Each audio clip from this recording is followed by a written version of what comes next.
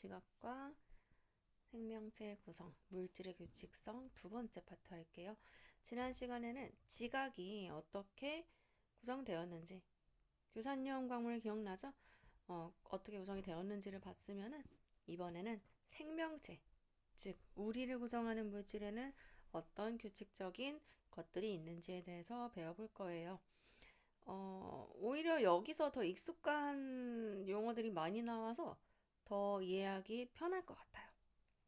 볼게요. 생명체를 구성하는 물질. 생명체는 다양한 원소로 이루어져 있고요. 생명체를 구성하는 물질에는 단백질, 핵산, 탄수화물, 지질 등이 있어요. 이들의 특징은 무엇이다? 모두 탄소화물이다. 다 탄소가 들어가 있어요. 탄소화물이 뭐냐면 여기 보이죠? 탄소가 수소, 산소, 질소 등과 공유 결합해서 이루어진 화합물을 탄소화합물이라고 통칭하고요. 우리 탄소 원자 번호 몇 번이었죠? 6번, 그쵸? 6번이면은 첫 번째 껍질에 2개, 두 번째 껍질에 4개니까 원자과 전자 개수가 4개죠. 그렇기 때문에 이 원자과 전자들이 모두 하나씩 결합을 하면은 최대 4개의 원자와 공유 결합을 할 수 있으니까 굉장히 베리에이션이 다양하죠. 그래서 이에 따라 탄소는 여러 원소와 결합해서 다양한 화합물을 형성할 뿐만이 아니라 탄소 원자들끼리도 공유 결합을 해요. 그래서 사슬 모양을 이루거나 고리 모양을 이루거나 등등 다양한 구조를 이룹니다. 사슬 모양, 고리 모양. 하나씩 다시 본문으로 돌아와서 이 탄소화합물의 종류에는 어떤 것들이 있는지 하나씩 볼게요. 먼저 단백질. 단백질의 구성 원소는 CHON. 황을 포함하기도 해요. 촌으로 일단 외웁니다. 촌으로 외우고 S까지 나는 외우겠다. 그럼 촌스럽다 해서 촌스 이렇게 외웁니다. 이들은 생명체의 주요 구성 물질이고요. 에너지원이고 효소, 호르몬, 항체의 성분입니다. 요새 SNS에서 효소 막 이렇게 팔잖아요. 그 효소가 이 효소예요. 물론 저는 이 효소를 이렇게 먹어서 엄청 뭐 살이 빠지고 이럴 것 같다고 생각하지는 않는 편이지만 그쪽으로는 식품 영양학 쪽으로는 제가 공부를 안 해서 자세하게 모르겠네요. 일단 저는 우리 학생들한테는 비추라고 말하고 싶어요. 그 다음 핵산. 핵산은 CHONP예요. CHONP. 이들의 역할은 유전 정보를 저장하거나 유전 정보의 전달 및 단백질 합성에 관여하는 건데 적을까요? 핵산의 종류 딱 2가지 있어요. 유전 정보 저장하는 애는 DNA. 유전 정보 전달하고 단백질 합성에 관여하는 애는 RNA. 그래서 핵산이 뭐야? 라고 물어본다면 DNA 아니면 RNA라고 대답하면 되는 거예요. 핵산이란 단어가 조금 낯설 수 있는데 핵산을 영어로 하면 핵이 뉴클리어잖아요. 그러니까 뉴클레릭 엑시드. 엑시드가 산이잖아요. 그래서 뉴클레릭 엑시드 해서 핵산이거든요. 핵 안에 우리 DNA 들어있잖아요. 근데 그게 약간 산성을 떼요. 그래서 DNA 핵에 들어있으니까 핵산하면 DNA구나, RNA구나 하고 연결이 가능하죠. 그러니까 핵산이란 단어가 처음 나와서 탄수화물, 단백질, 지질은 다 들어본 단어일 거 아니에요. 근데 핵산은 지금 처음 들어본 단어라서 약간 당황을 할 수 있지만 그래도 잘 생각해보면 핵 안에 있는 산성 띠는 물질이니까 DNA 아니면 RNA인 거를 유추할 수가 있죠. 세 번째, 탄수화물 구성 원소는 CHO. 주요 에너지원이고 포도당이랑 녹말 등이 있어요. 포도당은 탄수화물의 가장 작은 단위로 단당류, 녹말은 다당류죠. 중학교 2학년 2학기 때 배웠을 거예요. 지질은 구성원소가 CHO고요. 지질도 당연히 에너지원이고 지금 여기서 핵산 빼고는 다 에너지원이에요. 지질의 한 종류인 인지질이란 게 있어요. 지질에 인이 붙은 거예요. 그래서 얘는 당연히 지질 종류 중에 인이 붙어 있으니까 인지질은 인을 가지고 있으니까 특정 지질은 인을 포함한다라는 선택지가 나오면 맞는 보기겠죠. 다시 요 인지질은 그래서 인을 포함하는데 세포막의 주성분이기도 합니다. 여러분들이 알고 싶든 모르고 싶든 이 통합과학원에 나옵니다. 두 번째, 기본 단위체로 구성된 생명체 구성 물질. 기본 단위체의 종류와 배열 순서에 따라서 다양한 구조를 가진 탄소 화합물이 형성돼서 생명체에서 다양한 기능을 수행하므로 생명체는 복잡한 생명 현상을 나타낼 수가 있고요. 생명체 구성 물질인 단백질과 핵산은 기본 단위체가 일정한 규칙에 따라 결합하며 형성되는 고분자 화합물입니다. 단백질의 기본 단위체는 아미노산이고요. 핵산의 기본 단위체는 뉴클레오타이드예요. 뭔 소린가 하죠? 바로 배울 거예요. 단백질의 기본 단위체, 단백질 들어갈게요. 일단 단백질의 기본 단위체는 아미노산이라는 물질입니다. 이렇게 생겼어요. 그리고 20종류가 있어요. 어떻게 생각하면 되냐면요. 우리 영어에서 단어를 뭔가를 만들 때 알파벳이 이렇게 여러 개가 배합이 되잖아요. 이때 알파벳이 어떤 게 오는지도 달라질 거고, 알파벳이 뭐 2개일 수도 있고 6개일 수도 있고 10개일 수도 있고 단어의 길이도 달라지잖아요. 그 영어 단어 전체가 단백질이고요. 알파벳에 해당하는 게 아미노산입니다. 그리고 그 알파벳의 종류가 20종류가 있다고 생각을 하면 돼요. 이 아미노산은 탄소를 중심으로 아미노기, 카복실기, 수소원자, 겹사슬이 결합이 되어 있어요. 그리고 겹사슬의 종류에 따라서 아미노산의 종류가 달라져요. 오른쪽에 이 구조를 볼까요? 탄소를 중심으로 가운데 있는 C가 탄소죠. 얘를 중심으로 이쪽 팔에는 아미노기, 아미노기는 NH2. 이쪽 팔에는 카복실기, 카복실기는 COOH. 고 밑에 다리 있는 위치, 우리가 볼 때 다리처럼 보이는 요 위치에는 수소 원자가 있고요. 그리고 머리 쪽에는 겹사슬이 있는데요. 이 겹사슬을 보통 R이라고 표현을 하거든요. 그게 왜 그러냐면 이 겹사슬에는 아미노산 종류가 20개가 있다고 했잖아요. 이 겹사슬에 올 수 있는 게 20개가 있어요. 그래서 이 겹사슬 자리에 어떤 놈이 오느냐에 따라서 그 아미노산의 정체성이 정해집니다. 이 아미노산이 이 단어 특정 단어를 구성할 때 알파벳 A인지 C인지 D인지를 결정하는 부분이 겹사실이라는 거예요. 왜냐하면 수소 원자 아미노기 카복실기는 픽스이기 때문에 20개를 구분을 해주려면 이 겹사슬에서 차이를 낼 수밖에 없죠. 그러면 이 겹사슬에는 20개나 올 수 있으니까 이것저것 다 들어갈 수 있어 이렇게 생각할 수가 있잖아요. 그래서 이 R이 레스트의 R입니다. 알겠죠? 그래서 겹사슬 R이라고 많이 불러요.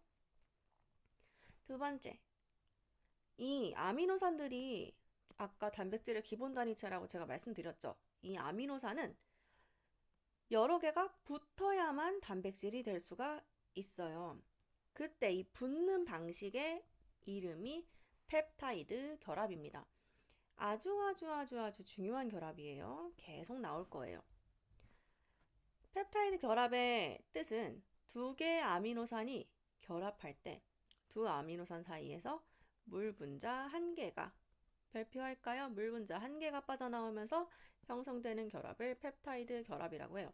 그러니까 두 개가 결합할 때 물이 하나가 빠져나와. 그러면은 10개의 아미노산이 결합을 하면은 물이 9개가 빠져나오겠죠. 그쵸? 그렇고 이 그림을 밑에 한번 볼게요. 1번 아미노산이 있고 2번 아미노산이 있어요. 이 1번 아미노산에 있는 이거 카복실기죠. COOH. 그리고 2번 아미노산에 있는 NH2 아미노기죠. 얘네 두 개가 결합을 해요. 이렇게 연결이 돼. 연결이 되는데 어떻게 연결이 된다? 카복실기에 있는 OH와 아미노기에 있는 H가 이거 수소 2개에 산소 하나잖아. H2O잖아. 그러니까 물 분자로 쇽 빠지면서 나머지 애들이 공유 결합을 합니다. 이게 바로 펩타이드 결합입니다.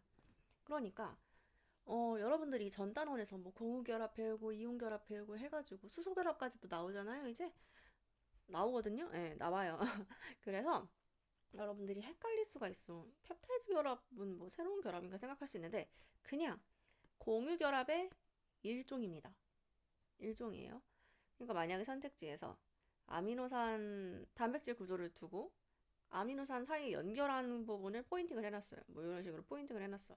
그리고 이 결합이 공유결합이다라고 하면은 맞는 거죠. 그쵸? 공유결합인데 왜 굳이 펩타이드 결합이라는 이름을 붙이느냐? 그 이유는 물 분자가 빠져나온다는 특이한 점이 있기 때문이에요. 다음 페이지. 이 펩타이드 결합으로 많은 수의 아미노산이 연결이 돼요. 그러면 긴 사슬 모양의 무엇이 생긴다? 폴리펩타이드라는 게 생겨요. 폴리펩타이드는 영어로 쓰면 요렇거든요. 폴리가 많이 있다는 뜻이야. 그러니까 펩타이드 결합 많이 했어. 그러니까 이 물질의 이름을 폴리펩타이드라고 부르자라고 약속을 하게 된 거예요. 그래서 폴리펩타이드라고 하면 아미노산이 아주 많이 연결돼서 얘네가 곧 단백질이 되겠구나라고 생각을 하면 됩니다. 이 폴리펩타이드를 구성하는 아미노산의 배열 순서에 따라서 사슬이 구부러지기도 하고 접히기도 하면서 특정한 입체적인 구조가 생겨요. 그러면은 그게 단백질로서 기능을 하게 되는 거예요. 다시 한번 이 그림을 통해서 볼게요.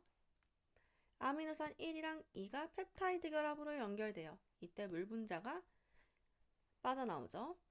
그리고 나서 이 펩타이드 결합이 계속 반복돼요. 반복되면 폴리펩타이드라고 부르고 이 폴리펩타이드가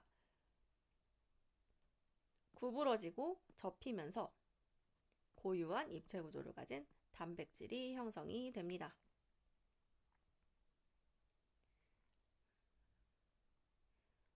오른쪽에 이거 볼게요. 단백질과 폴리펩타이드 수.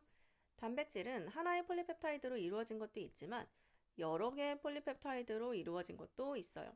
예를 들어서 적혈구 속에 있는 산소를 운반하는 단백질인 헤모글로빈은 4개의 폴리펩타이드가 모여있는 구조예요. 다음, 단백질의 종류.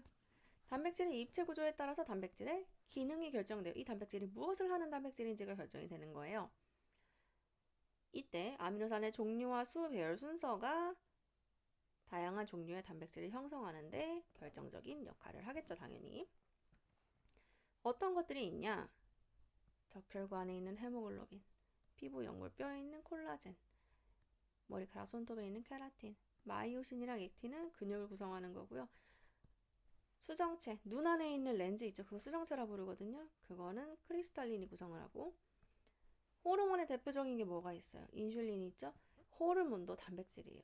그리고 아밀레이즈, 입에서 녹말 분해하는 거 기억나죠? 그 중학교 2학년 2학기 거. 그것도 효소잖아요. 이 효소도 단백질이에요. 그러니까 생각보다 우리 몸을 구성하는데 단백질이 아주 많은 역할을 한다. 그러니까 여러분들은 지금 성장기잖아요. 대체로 그럴 거 아니야? 그러니까 잘 단백질을 꼭꼭꼭꼭 먹어야 돼요. 그리고 여기서 해주고 싶었던 게 콜라겐이 피부, 연골, 뼈를 구성하잖아. 그래서 콜라겐을 많이 영양제로 먹잖아요. 근데 콜라겐이 단백질이라 그랬죠? 단백질은 어떻게 된다? 아미노산이 기본 단위체잖아요. 얘도 똑같아. 그러니까 어떻게 되냐면 콜라겐을 내가 먹었어. 그러면 몸에서 소화효소에 의해서 아미노산으로 분해가 돼요. 그러니까 그냥 아미노산이 들어오는 거예요, 내 몸에. 그래서 이게 무조건 피부로 간다는 보장이 전혀 없기 때문에 내가 피부가 너무 좋아지고 싶은데 비싼 콜라겐을 사 먹는다. 이거는 오히려 돈이 아깝고 개인적인 추천으로는 피부가 내가 좀 좋아지고 싶다 그러면 비타민 C를 먹었으면 좋겠어요. 공복에 말고 밥 먹고 나서. 사담이었고요. 다양한 단백질이 만들어지는 원리. 그림은 그냥 한번 보시면 될 것 같아요. 케라틴, 크리스탈린, 콜라겐 이렇게 생겼고 본문 볼게요. 여러 단백질의 공통점, 기본 단위체인 아미노산이 펩타이드 결합으로 연결되어서 형성이 됩니다. 단백질의 종류에 따라서 입체적인 모습과 기능이 다른 까다.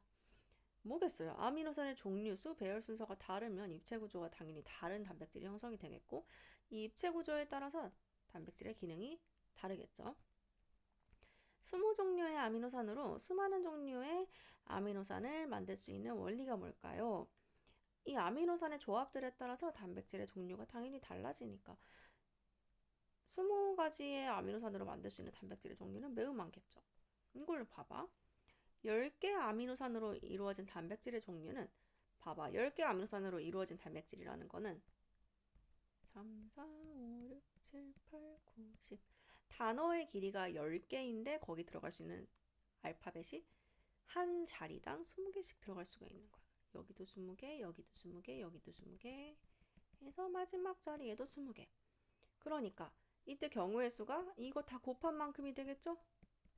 그래서 10개의 아미노산으로만 이루어진 단백질도 되게 작은 거거든. 근데 그때 경우의 수가 20의 10승이 되어버려요. 중학교 때 이거 배웠죠? 그렇기 때문에 단백질에 따라서 아미노산의 수가 다양하니까 이론적으로 만들 수 있는 단백질의 개수는 아미노산이 엄청나게 많이 와. 10개가 아니라 뭐 몇천 개가 와. 그러면은 단백질의 종류는 굉장히 무한대에 가깝게 가능하겠죠. 오른쪽에 볼게요. 단백질의 기능과 변성. 단백질은 열과 산 등에 의해서 입체 구조가 바뀔 수가 있는데 이를 단백질의 변성이라고 합니다. 단백질이 변성되면 입체 구조가 변하기 때문에 고유의 기능을 잃게 돼요. 그래서 열이 많이 나면 위험한 거예요. 너무 열이 많이 나면 정산 단백질이 변성이 되기 때문에 우리 몸에 있는 이렇게 많은 것들이 다 단백질로 이루어져 있는데 얘네가 변성되면 어떻게 되겠어요? 위험하죠. 그러니까 애기들 열 내리려고 아니면 코로나 때 열 내리려고 그렇게 타이레놀도 먹고 뭐도 먹고 하는 겁니다. 5번 단백질의 기능. 단백질은 이거 들으면 다 아실 텐데 제가 읽어드리지 않으면은 안 읽으실 테니까 읽어드릴게요. 몸의 주요 구성 물질이죠. 머리카락, 근육, 적혈구, 뼈, 수정체 등 몸을 구성하는 주요 물질이죠. 단백질은 화학 반응도 촉진해요. 왜냐하면 효소의 주성분이기 때문이에요. 효소는 생명체에서 일어나는 화학 반응을 촉진합니다. 여러분들이 자세히 알고 싶지 않아도 이 통합과학 원 뒷부분에 나옵니다. 세 번째, 생리작용 조절. 인슐린과 같은 호르몬의 주성분이에요, 단백질은. 그렇기 때문에 생리작용을 조절을 하고 이 호르몬은 몸의 향상성을 조절을 하죠. 3학년 때 배웠어요. 중학교 3학년 때 배웠어. 배웠잖아요. 뭐 생장 호르몬, 항인효 호르몬 이런 거 배웠죠. 그거가 다 단백질이다. 4번 몸의 방어. 항체의 성분이기도 해요, 단백질은. 그래서 이 항체들이 몸을 보호하고 방어를 합니다. 단백질은 마지막으로 에너지원이기도 해요.